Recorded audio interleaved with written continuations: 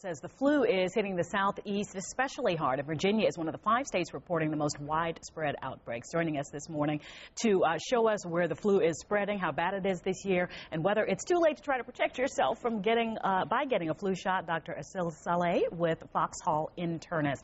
Welcome back to the show. Happy New Year to you. Happy New Year to you too. And I wish you good health in this new year. Likewise. I wish everyone good health. What is new with the flu this year? Is it worse this year? Is it sort of the same as we've seen in past years? What's new? It's slightly worse than expected for this time of year, for January, and actually for December as well. We've seen a few more outbreaks than expected for this time of year.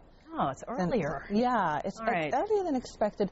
You know, there are multiple factors that could play a role in this, but one of them could be that we've had a colder weather in the last few months. We were hit with a cold front much earlier than last year, for instance.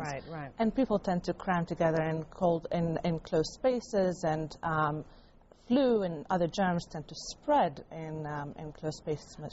Because I was going to ask you, we often hear that the weather or the temperature doesn't mean that we'll get a cold. You know, they say, don't go outside without your coat on because you're going to get a cold. That's right. So why would it be more rampant during the colder months? That's exactly the question. The flu and other germs that are spread through respiratory droplets, meaning person-to-person spread is through coughing, sneezing, and so on, they tend to be much more, they tend to be spread much more rampantly in closed spaces. So the closer we are together, we go to movie theaters when it's cold. We don't go outdoors. We don't walk. We take the bus or we take the metro.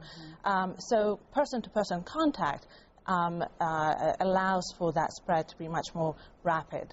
So we talk about ways to protect ourselves, and you've brought some props with you. Yes. Tell us about what you have, and it looks pretty self-explanatory, but how should we really be using these things? How should we be washing our hands? How frequently? These kinds of questions. Well, first and foremost, if you haven't been vaccinated, the most important thing to do to protect yourself is to go and get your vaccine, your flu vaccine or your flu mist, because that's really the most effective way to protect yourself against the influenza.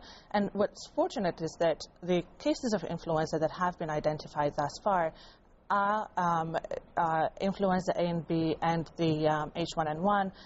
Both are included in the influenza vaccine, so the vaccine is still very effective. And then common sense things. So wash your hands. 20 seconds at least of washing the hands. And if you can't get near a sink to wash your hands with water and soap, then sanitizer, alcohol sanitizer with at least 60% of alcohol in it. You know, rub it and a fair amount of it and let it dry off. That would be a very effective way also to prevent spreading germs. It's not as effective as hand washing, but we often, in offices, I know in this office downstairs in the newsroom, if one person is sick, okay, we're all sick. So what should we do for our area as well when we're at work or other closed spaces? That's a great question, because that's applicable for your workspace, for schools, for any other closed environment. And that's where alcohol wipes come into play. Just desanitize the area as much as you can, because germs can stick on surfaces for up to 2 hours. Door handles, table surfaces, and so on. So as frequently as we can, desanitizing the area will be a good idea. We're showing some tips. We showed the symptoms of the flu. I think folks are familiar with that. This is what to do if you have the flu. Stay home, avoid contact.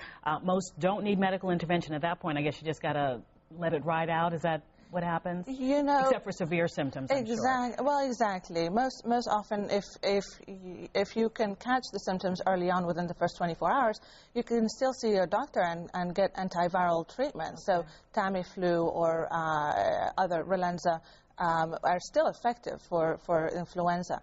But if it happens that you're 5-6 days into your symptoms, you know, you write it out and let your body do the work. The most important thing is to get plenty of sleep, plenty of hydration, take your vitamins, and avoid contact with other people. Plenty of sleep. Oh, how you do tease me so, Dr. Saleh. Thanks for coming in. Dr. Saleh is with Foxhall Internists. So we can stay a little healthier this year, guys. Over to you. All right, Allison. Thank you very much. Let's check.